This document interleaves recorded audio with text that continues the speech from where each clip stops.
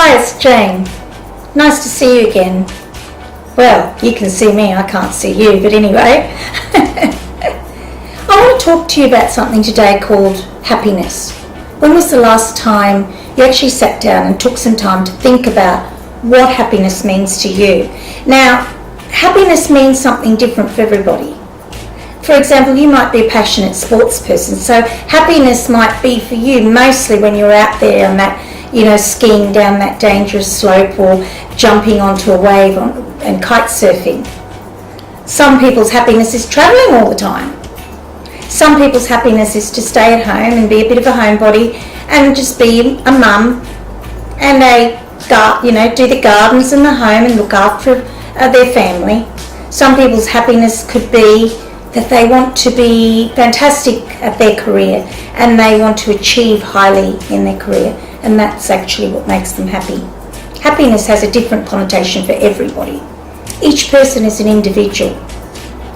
Now, unfortunately, happiness cannot always be there because life has its issues. For example, things just happen in life that are sometimes out of our control.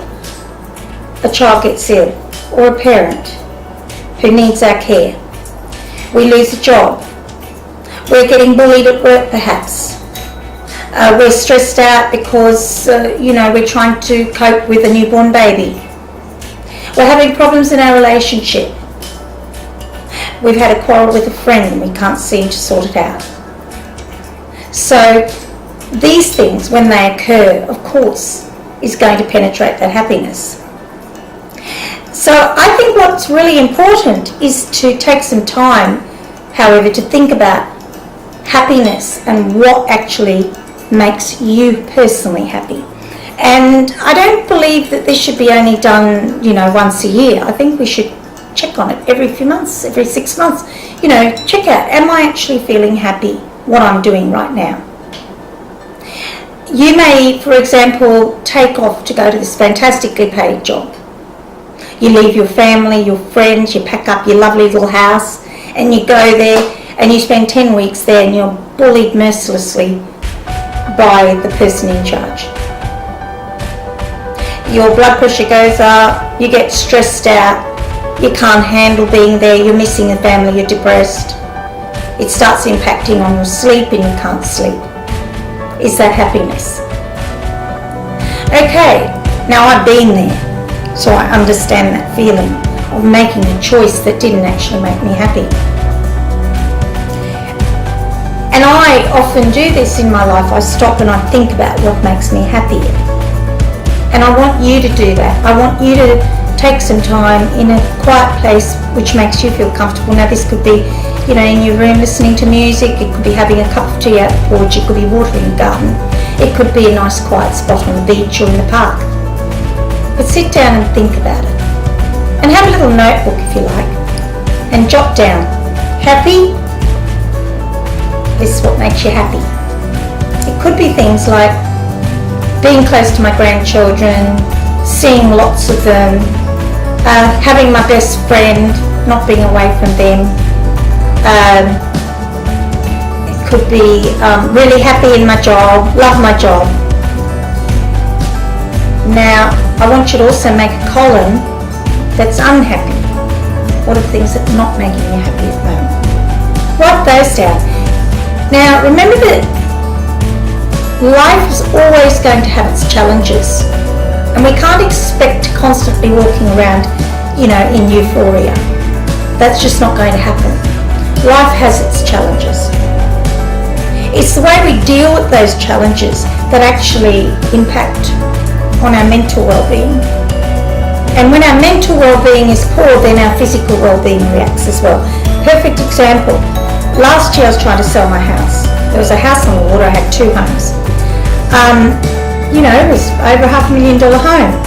I wanted it gone because I was trying to manage it on my own and trying to pay 2 lots of rates, etc. And it was trying to get tenants in, and then tenants didn't do the right thing, and it was just a nightmare, and I was so stressed, and all I wanted to do was get rid of the house.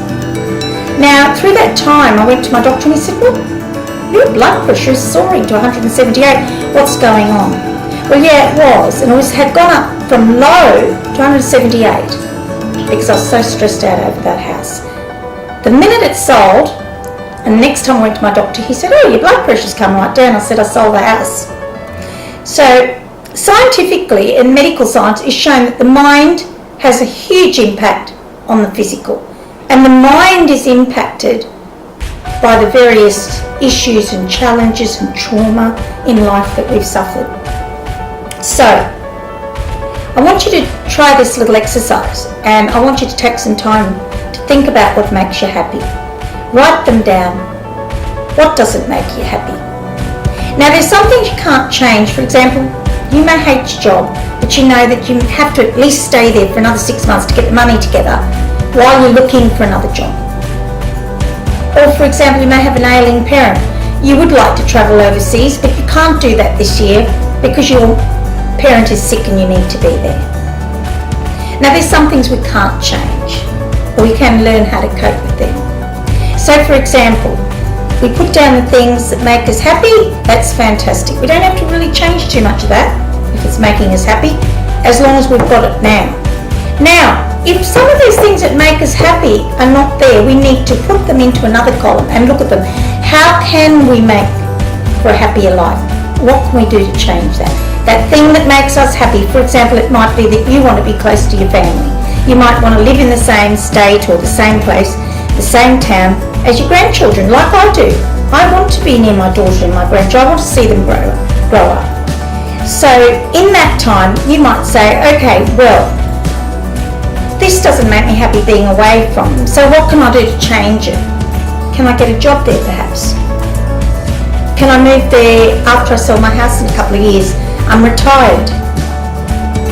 So there are things that you might be able to change to fulfill some of these things that are missing. Now, whatever's happening that's not happy, some of it, yes, you can change. For example, a friend is dragging you down. No matter how much you try to explain, they're constantly at you. You don't feel you can cope, you're constantly upset. What do? Well, you've got two options. Hang on to the friend, or say, right, I'm done, I'm dusted. This is just getting me down.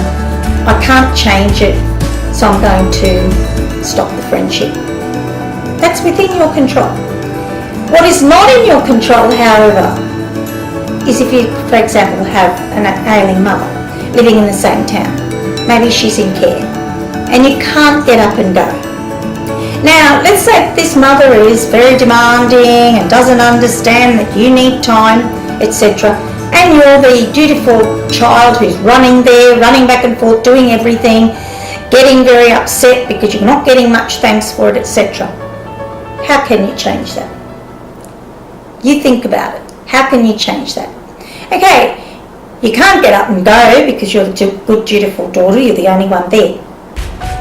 But you can say, hang on a minute, this is how much I've done and I deserve to have a weekend without being made to feel guilty that I've done something for myself. So this weekend, I'm going to go down and I'm going to visit my friend in Noosa. Well, this weekend, I'm going to go and spend the whole weekend at the beach and treating myself to nice coffees at the coffee shop and chill out with a book. Or I'm going to go and write some music this weekend and have a jam with some friends. These things you can change. You can't change them physically, you can't change some things that are in your life, but you can find better strategies of how to cope with it.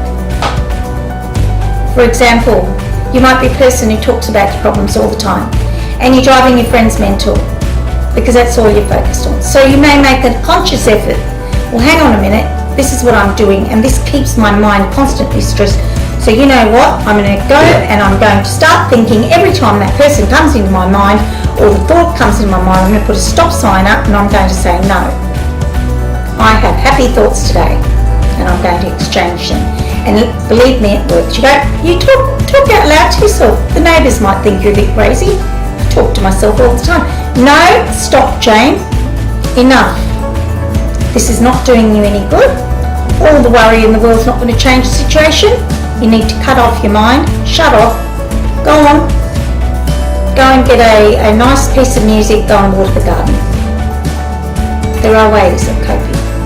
So let's just recap. You take some time by yourself, a nice quiet space. Think about all the things that make you happy, write them down. Even the things that you don't currently have but wouldn't still make you happy. Write down what right now is making you really unhappy. What can you change? Write down. What are the changes you could have there to make things easier for yourself? What can't you change? What can you change? How are you going to change it? What can't you change? So for example, you are being bullied at work. Mercilessly. I've been there, I understand that. You are really desperately unhappy, but you can't get out of it. You just cannot get out of it right now.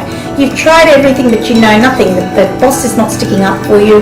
Nobody's going to change things, so how can you change this? You can't get out of it right now because you desperately need the mortgage money. Okay, how can you change this? You could be meditating when you get home.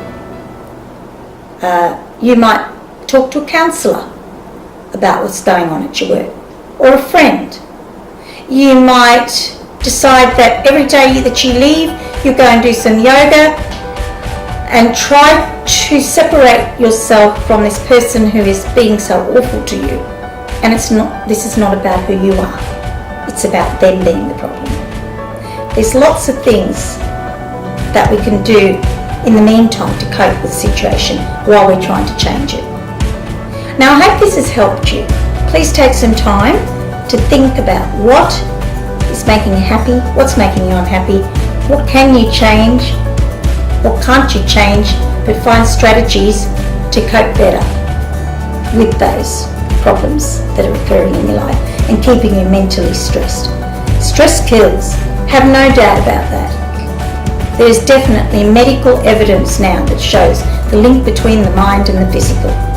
That is why during the war, when they gave soldiers in hospitals, when they'd run out of morphine, they'd give them sugar pills and they'd tell them that they were morphine.